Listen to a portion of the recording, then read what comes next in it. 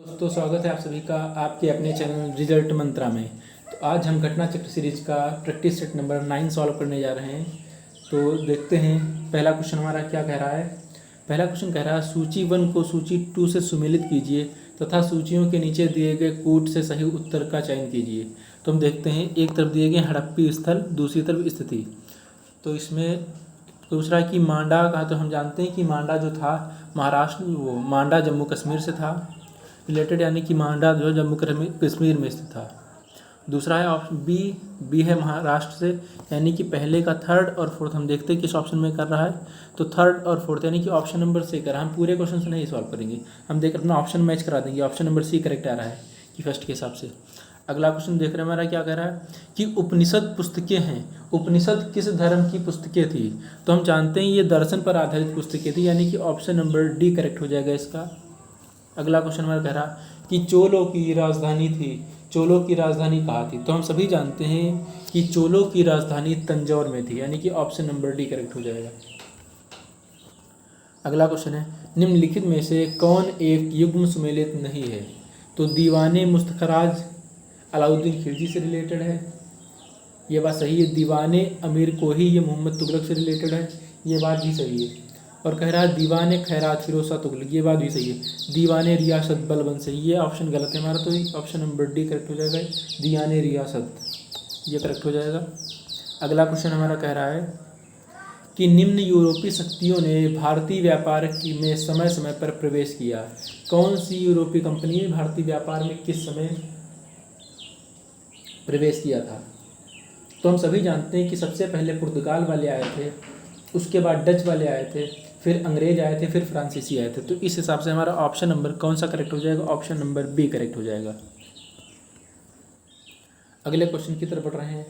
अगला क्वेश्चन हमारा कह रहा है कि 1857 के स्वाधीनता संग्राम का प्रतीक क्या था? तो हम सभी जानते हैं जब 1857 की क्रांति हुई थी तो उस समय का प्रतीक था कि कमल और रोटी, कमल और रोटी से संदेश भिजवाए गए थे। तो कमल और रोटी इसका राइट आंसर हो जाएगा।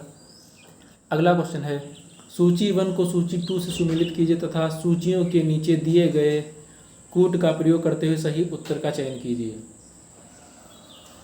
तो हम देखते हैं अभिनव भारत अरविंद घोष, अनुशीलन समिति लाला हरदयाल, गदर पार्टी सीआर दास और स्वराज पार्टी वी.डी. सावरकर। तो हमें राइट आंसर इसमें से बताना है। तुम देखते हैं कि राइट ऑप्शन हमारे क्या क्या दे रखे हैं। ऑप्शन दे रखे हैं 4 का, यानी कि ए का 4, ए बी का 1। तो हम देखते हैं ए का 4, बी का 1 और क्या हमारा सी का 2 और डी का 3। तो हम जानते हैं कि ये जो अनुभव भारत था, ये अनुभव भारत था वी.डी. सावरकर से रिलेटेड था, यानी कि फर्स्ट का हो जाएगा 4 और सेकंड जो अनुशीलन समिति थी वो अरविंद घोष से रिलेटेड थी, यानी कि 4-1। और जो सी वाला था गदर पार्टी लाला हरदयाल, यानी कि 4-1-2, यानी कि ऑप्शन नंबर डी हमारा करेक्ट हो जाएगा। इसलिए इसका राइट आंसर क्या हो जाएगा? Option number D. अगला क्वेश्चन हमारा निम्नलिखित में से किसने बंगाल के विभाजन 1905 के विरोध में आंदोलन का नेतृत्व किया था? यानी कि बंगाल विभाजन बंगाल विभाजन 1905 के विरोध में किसने आंदोलन का नेतृत्व किया था? तो ये आंदोलन का नेतृत्व किया था सुरेंद्र नाथ बनर्जी ने। ये बहुत इंपॉर्टेंट क्वेश्चन है कि 1905 के विभाजन के समय किसने विरोध किया था। तो बहुत इंपॉर्टेंट क्वेश्चन है, सुरेंद्र नाथ बनर्जी क्वेश्चन याद रखेंगे इसको। अखिल भारतीय हरिजन संघ की स्थापना किसने की थी? अखिल भारतीय हरिजन संघ की स्थापना किसने की थी? तो हम सभी जानते हैं अखिल भारतीय हरिजन संघ की स्थापना महात्मा गांधी ने की थी। जहाँ पर हरिजन संघ यानी कि हरिजन शब्द का यूज होगा वहाँ पर महात्मा गांधी का नाम सबसे ऊपर आता है। अगला क्वेश्चन हमारा कह रहा है कि निम्नलिखित में से किस अधिनियम के द्वारा अंग्रेजों ने भारत में सर्वप्रथम परोक्ष निर्वाचन प्रणाली की शुरुआत की थी? इंपॉर्टेंट क्वेश्चन है, 18 किस अधिनियम के तहत? तो हम जानते हैं कि 1892 का अधिनियम था जिसमें शुरुआत की गई। तो ऑप्शन नंबर डी करेक्ट हो जाएगा। अगला क्वेश्चन है संसार का सबसे बड़ा द्वीप कौन सा है? इंपॉर्टेंट क्वेश्चन है, संसार का सबसे बड़ा द्वीप कौन सा है? तो हम जानते हैं कि संसार का सबसे बड़ा द्वीप ग्रीनलैंड है, यानी कि ऑप्शन नंबर बी करेक्ट हो जाएगा। विश्व की सर्वाधिक लंबी पर्वत श्रृंखला कौन सी है? तो विश्व की सर्वाधिक लंबी पर्वत श्रृंखला जो है वो एंडीज है, ऑप्शन नंबर बी करेक्ट हो जाएगा। 13 क्वेश्चन कह रहा है सूची 1 को सूची 2 से मिलाना है और सूचियों के नीचे दिए कोड का उपयोग करके सही उत्तर की जांच करनी है। तुम जानते हैं, कह रहा है कि उकाई, तुम जानते हैं उकाई जो था वो गुजरात से रिलेटेड है, यानी कि ए का सेकेंड हो जाएगा।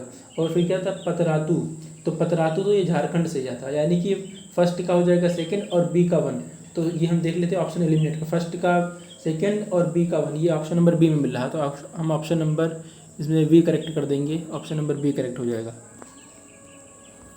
अगला क्वेश्चन हमारा कह रहा है कि सूची वन को, इसमें भी सूचियों का मिलान करना है। तो देख रहे हैं सूचियों का मिलान किस हिसाब से कह रहा है कि भाखड़ा नागल, तो भाखड़ा नागल जो था हमारा भाखड़ा नागल परियोजना, तो ये हम सभी जानते हैं भाखड़ा नागल जो है वो हमारा सतलज नदी पर है, यानी कि ए का हो जाएगा 4, और जो हीरा कुंड है वो हमारा महानदी पर हो जाएगा। तो ए का 4 बी का 3, ए का 4 बी का 3 कहाँ पर आ रहा है, ये ऑप्शन नंबर बी में मिल रहा है, यानी कि ऑप्शन नंबर बी करेक्ट हो जाएगा। अगले क्वेश्चन की तरफ बढ़ रहे हैं। अगला क्वेश्चन हमारा, इसमें भी सूचियों का मिलान करना है। तुम देखते हैं सूचियों का मिलान करना, हमारे ऑप्शन क्या क्या दे रखे हैं। बोमडिला दर्रा कहाँ पर है, तुम जानते हैं कि बोमडिला दर्रा जो है अरुणाचल प्रदेश में है। और अगर इसके बाद जेलेपला, जो नैथुला और जेलेपला ये हमारे सिक्किम में है, यानी कि फर्स्ट का 1 हो जाएगा, ए का 1 और बी का 3। तो ए का 1 बी का 3 कहाँ हो जाएगा, देख लेते हैं हमारे ऑप्शन कहाँ है, ए का 1 बी का 3, यानी कि हमारे ऑप्शन नंबर बी में दी। हमें ऑप्शन एलिमिनेट भी इसी तरीके से करने, सारे ऑप्शन नहीं पढ़ के क्वेश्चन करने होते हैं। तो ये हमारा ऑप्शन नंबर बी करेक्ट हो गया। अगला क्वेश्चन है 1991 में नई आर्थिक नीति में अपनाई गई मुख्य रणनीति क्या थी, यानी कि 1991 में जो आर्थिक नीतियाँ बनाई गई थी उसमें मुख्य रणनीति क्या थी। तो उसमें ये उदारीकरण, निजीकरण और वैश्वीकरण, ये तीनों रणनीतियाँ थी। तो यानी कि उपयुक्त तो सभी हो जाएगा, ऑप्शन नंबर डी करेक्ट हो जाएगा। अगला क्वेश्चन है कि ऑपरेशन फ्लड का संबंध निम्नांकित में से किससे है। तो हम सभी जानते हैं कि ऑपरेशन फ्लड का संबंध किससे, दुग्ध उत्पादन से है, यानी कि ऑप्शन नंबर बी करेक्ट हो जाएगा। भिलाई स्टील संयंत्र एक है, यानी कि भिलाई स्टील संयंत्र क्या है। तो हम जानते हैं कि भिलाई स्टील संयंत्र जो है एक सार्वजनिक उपक्रम है, तो इसका ऑप्शन नंबर ए करेक्ट हो जाएगा। मेक इन इंडिया कार्यक्रम का लोगो है, इंपॉर्टेंट क्वेश्चन है। मेक इन इंडिया कार्यक्रम का जो लोगो है वो है हमारा शेर, यानी कि ऑप्शन नंबर ए करेक्ट हो जाएगा। आबिद हुसैन समिति का संबंध किससे है, आबिद हमीदी समिति का संबंध किससे, आबिद हुसैन समिति का संबंध लघु उद्योग से है, यानी कि ऑप्शन नंबर बी करेक्ट हो जाएगा। अगला क्वेश्चन हमारा है ग्राम पंचायत के निर्वाचित प्रतिनिधियों का कार्यकाल कितना होता है। मोस्ट इम्पॉर्टेंट क्वेश्चन है ये, ग्राम पंचायत के निर्वाचित प्रतिनिधियों का कार्यकाल कितना होता है। ये 5 वर्ष का होता है। वर्ष 2000 में निम्न में से किस राज्य का गठन नहीं हुआ था, यानी कि 2000 में से किस राज्य का गठन नहीं हुआ था। तो ये तेलंगाना राज्य का गठन नहीं हुआ था तो वर्ष 2000 में, ऑप्शन नंबर सी करेक्ट हो जाएगा। किसी भारतीय राज्य की प्रथम महिला राज्यपाल कौन थी, कि भारतीय राज्य की प्रथम महिला राज्यपाल कौन थी। तो ये हमारी सरोजिनी नायडू थी, ऑप्शन नंबर डी करेक्ट हो जाएगा। राष्ट्रपति पद पर रिक्ति के स्थान में उपराष्ट्रपति अधिकतम कितने अवधि के लिए रह सकते हैं। तो राष्ट्रपति और उपराष्ट्रपति, जैसे राष्ट्रपति अपना पद से हट जाता है तो उपराष्ट्रपति उस पर अधिकतम 6 महीने तक रह सकते हैं, तो इसका ऑप्शन नंबर बी करेक्ट हो जाएगा, 6 महीने। निम्नलिखित में से क्या भारत के संविधान की विशेषता नहीं है। तो भारत के संविधान की क्या क्या विशेषता नहीं है। भारत का संविधान संघीय है, भारत का संविधान मूलभूत अधिकार प्रदान करता है, भारतीय संविधान सत्ता का विभाजन करता है, यानी कि एक ही मतलब कि सारी शक्तियाँ किसी एक को नहीं निहित है, यानी कि सबके पास अलग अलग अपनी शक्तियाँ हैं, और एकात्मक प्रणाली। तो हमारी ये संविधान की विशेषता एकात्मक प्रणाली नहीं है, यानी कि ऑप्शन नंबर डी करेक्ट हो जाएगा इसका, ऑप्शन नंबर डी। अगला क्वेश्चन है ध्वनि निम्नलिखित में से किस माध्यम में तीव्रता से गुजरती है। तो ध्वनि निम्न से सबसे ज़्यादा ध्वनि की चाल जो होती है सबसे ज़्यादा ठोस में होती है, उसके बाद लिक्विड में होती है यानी कि द्रव में होती है, उसके बाद गैस में होती है।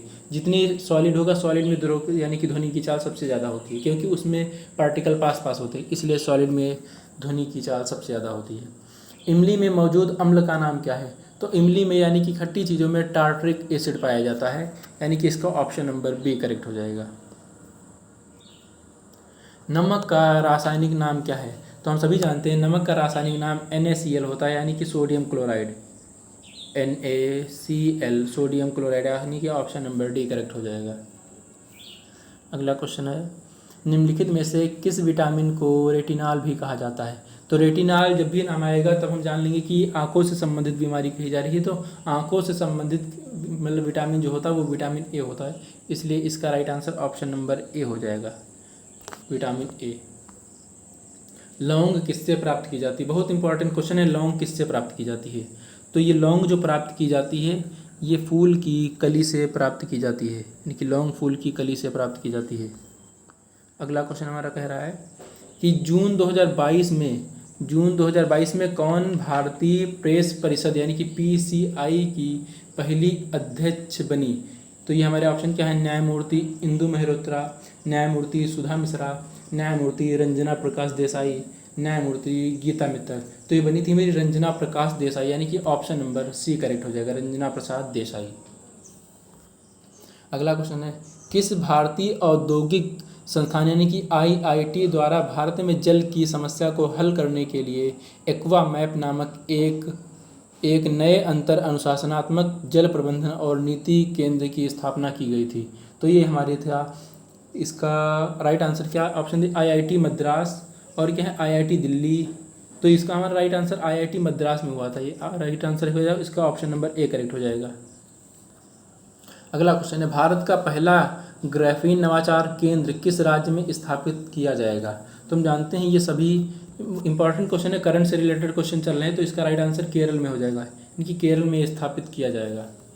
अगला है, हाल ही में कौन भारतीय अभिनेत्री फ्रांस की फैशन कंपनी लुइस व्यूटन की पहली भारतीय ब्रांड एम्बेसडर बनी? इंपॉर्टेंट क्वेश्चन है, तो ये हमारी बनी थी दीपिका पादुकोण, यानी कि ऑप्शन नंबर डी करेक्ट हो जाएगा, दीपिका पादुकोण। किस शहर में भारत का पहला बायोगैस से चलने वाला ईवी चार्जिंग स्टेशन चालू किया है? इंपॉर्टेंट क्वेश्चन, इस तरीके से क्वेश्चन पूछे जाते हैं करंट के। तो ये हमारा ईवी यानी कि इलेक्ट्रिक व्हीकल किससे स्टार्ट किया गया था? तो ये था हमारा मुंबई शहर में सबसे पहले, यानी कि ऑप्शन नंबर सी करेक्ट हो जाएगा। जनवरी 2022 में प्रसिद्ध कथक नर्तकी बिरजू महाराज ब्रजमोहन नाथ मिश्रा का निधन हो गया। तो हम याद नाम रखें बिरजू महाराज को, ब्रजमोहन नाथ, यानी कि बिरजू महाराज का दूसरा अगर नाम देखा जाए तो ब्रजमोहन नाथ इनका नाम था। इनका निधन हुआ किस घराने से? तो बिरजू महाराज, ये तो हम सभी जानते हैं कि बिरजू महाराज, ये बहुत इंपॉर्टेंट क्वेश्चन है। तो बिरजू महाराज जो था वो किससे रिलेटेड थे? तो हम जानते हैं कि ये बिंदादीन घराने से थे, कालका बिंदादीन घराने से रिलेटेड थे। तो इसका राइट आंसर क्या हो जाएगा? ऑप्शन नंबर बी करेक्ट हो जाएगा। अगला है कि 22 मार्च 2022 को केंद्रीय जल शक्ति मंत्री गजेंद्र सिंह, पहला क्वेश्चन में याद रखें, केंद्रीय जल शक्ति मंत्री कौन होंगे? गजेंद्र सिंह शेखावत द्वारा विश्व जल दिवस के अवसर पर शुरू किए गए अभियान का क्या नाम था?